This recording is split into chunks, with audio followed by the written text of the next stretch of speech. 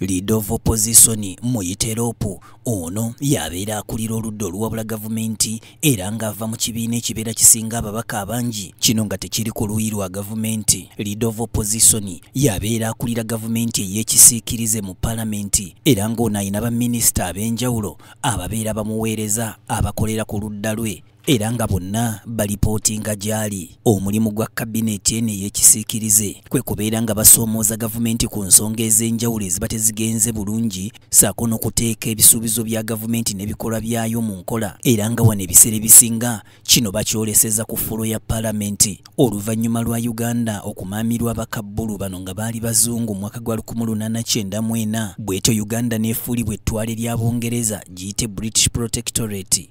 Abangereza bano bateekawo olukiiko olwayitibwanga Legislative Council mu mwaka gwa 1921 era ng'omulimu omukulu gwali gwa kukola mateeka eggwanga Uganda kwe lyalina okutambulira. Olukiiko luno lwatuulangako bazungu bokka era nga toyinza kusangako munnayuganda n'omu okutuusa mu mwaka gwa 1905 abaddugavu basatu bano nga baali bannansi ba Uganda lwe baateekebwa ku lukiiko luno nabo ne babeera nga balutuulako ntegeeza olwa legiko. Wabula ebiseera bwe byagenderera Bannayuganda ne bongeramu ebbugumu mu kubanja obwetwaze baabwe nga bawulira bakooya abakabbulu mu myaka gya 1905 oludda oluvuganya lweyongeramu amaanyi ku sayidi ya legiko. Mu mwaka gwa 1958 waliwo omutendero gw'omuggundo ogwatuukibwako era wano abakiise baalondebwa butereevu okugenda mu lukiiko luno.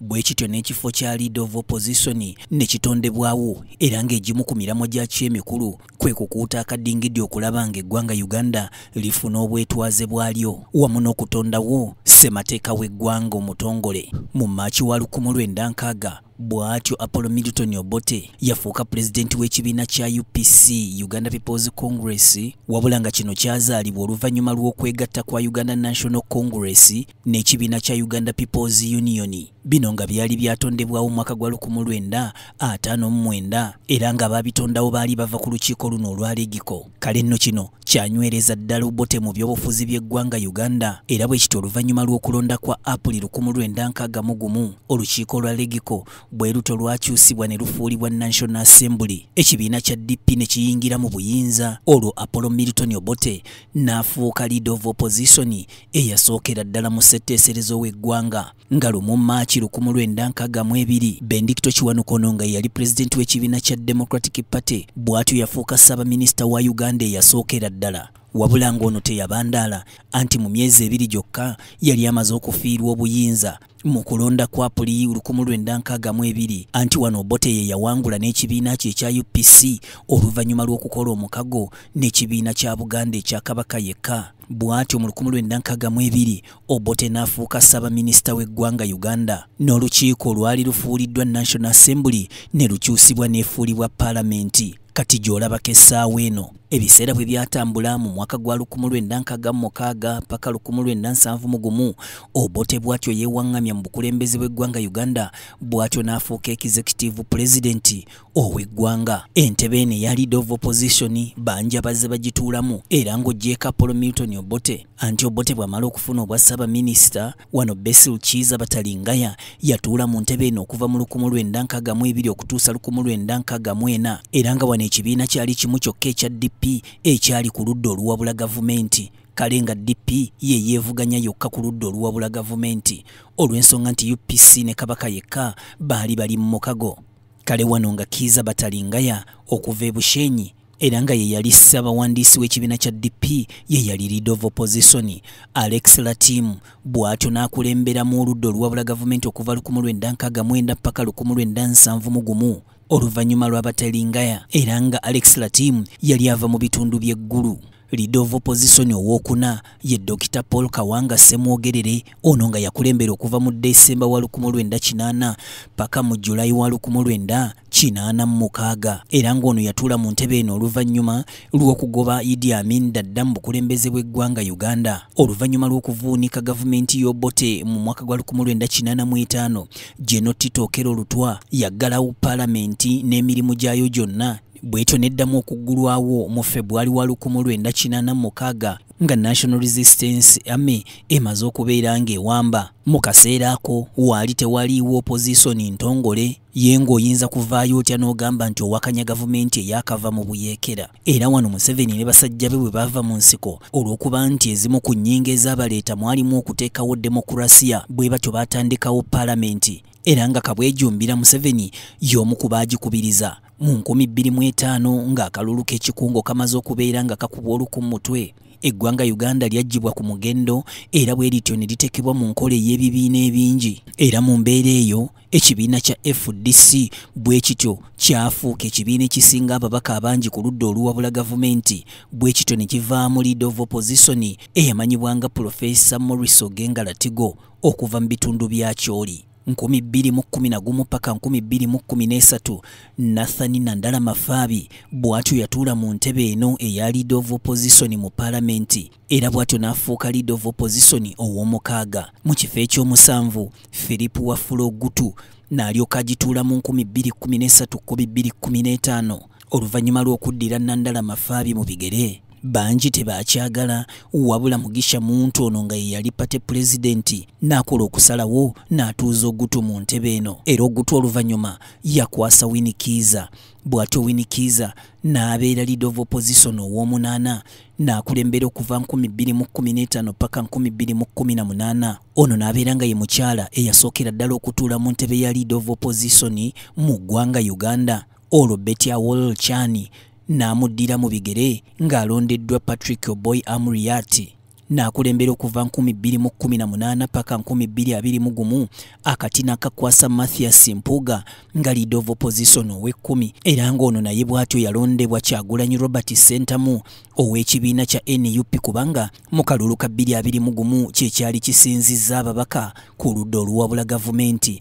Era ono oluvannyuma lw'ekisanja kye kimu teyaddiziddwa kisanja kirala akati bwe katyo ne kaweebwa Joel Besekezi Ssennyonyi. Era nga kati yakakutte wabula nga kati kali kembiranye ng'ebimu ku biteeso ebireetebwa kwe kubeera nti leader of opposition alondebwa bulondebwa nga kibiina si kyekisalawo ani alina okujja nga bwe guli kati. Kinajjukirwa nti agamu ku mateeka mu kulonda ekifo kino ekibiina kirina okwebuuza ku bibiina ebirala wamu n'ababaka abalala bali ku ludda oluwabula gavumenti nga si kusonga busonzi linnya nti ffe tuleese ono, wabula n'ebibiina ebirala birina okumukkiriziganyako kubanga byonna yabeera abikulira era nga abirinako obuyinza. Kale nno nabyo bibeera birina obuyinza n'enkizo y'amaanyi mu kulondebwa kwe.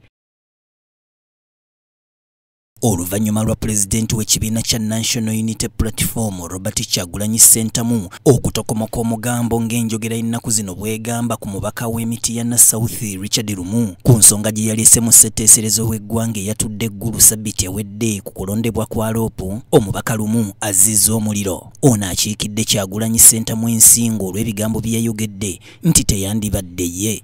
Namulabye Kasanda nga njogeddeko ebigambo bingi naye nze obwo si bwe bulamu bwange sitera nnyo kwogera ku bantu. Mukama wange oyo Kyagulanyi okusooka nze ewaffe nze nakuba ebifaananyi bye, nze nanoonya akalulu ke, nze nakola buli kimu. Katampadde ennusu n'egyo byonna nze nabyekolera. Naye waaliwo ne Museveni naye nze n'ensalawo n'empagira ye. Waaliwo ne Maawo naye n'ensalawo n'empagira ye ate nga si wa kibiina kyange. Era abantu nze nasooka obbatwala ewuwe Magere. Akati bw'aba mu mutima gwe alaba nti nze siri wa opposition kubanga ndeese ekiteeso ekitakwatagana na byalowooza.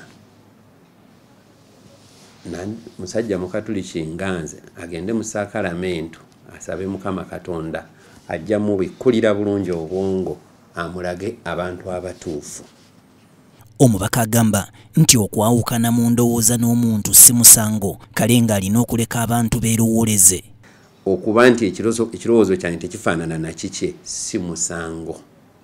Era kino nakyo njagala kubanga gwe mumbuuzizaako nkimugambe nti akkiriza abantu beerowooleze. bw'anaaba nga takkiriza abantu kwerowooleza ajja kubeera nabo nga naye tebamubuulira mazima.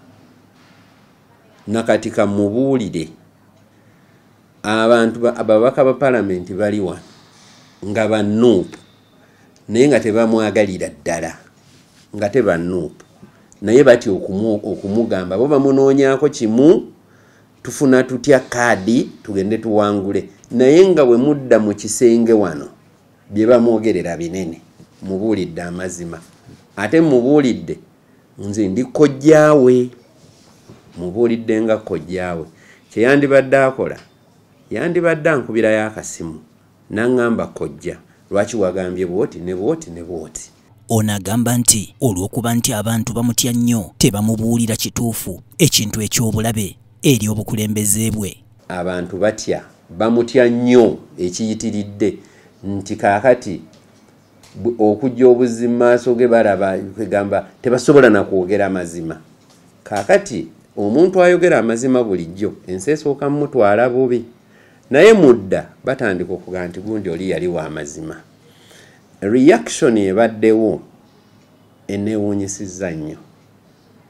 Singa tubadde mu gavumenti singa ndiko omutwe singa tebaagugyeko singa kati bamunoonya mugambi omutwe gw'oli gwo twagumazi twagugyeko tugende empola tutambule empola tutambule nga tumanyi gye tulaga bwe tunaabipapiramu tujja kudda mu byabeesige tudde mu byabasemwogerere ffenna bituleme. Omubaka ayongedde okulya mu ttama nti ye tagenda kukkiriza kumutegeerera na kutiisibwatiisibwa. Naye sigenda kukkiriza muntu eno Museveni annyigirize neeno bendi nabo bannyigirize ekyo sigenda kukikkiriza. Nze njagala neerowooleze ng'ebirowoozo byange bwe biri. Bw'oba owulira ntomatidde na ndowooza yange tekinvumya tekinsindikirwa mbwa sima baziyita mbwa. Waliwo abantu kati bakkiriza babayita mbwa era bwe bakusindikira bajjanga buno obuwa bw'omukyalo obuliko enkwa n'abakulembeze bennyini kakati beefudde embwa. Waliwo omukulembeze gwe nalabye aye mubaka mulamba anzikakkanyeko ayogera ebigambo bingi neŋŋamba oba abadde alina kyeyanywedde nga kwega kyekimuli obubi. Wano nno wasabidde babaka banne okukola ekituufu era ekibasuubirwamu so si kwekkiriranya. Bane kaadi tebatuusa wazibu mukole ekituufu omuntu mumubuulire ekituufu naye bwe munaba mukolerera kaadi bana baggisaamu n'engoye ne mutambula muli bwereere namulabye ng'ayogera nenga ono ng'ebirowoozo bye tebiringa byawakkobe ab'ekkobe teboogera bwe bati baba abantu bagezi nalabye ayogera ebigambo bingi yatuuse n'ogamba eddiguli nagulangule waliyo diguli y'amateeka gye bagula n'ekintu ekitono ng'ekyo nakyo tokimanyi nti tebagula diguli y'amateeka.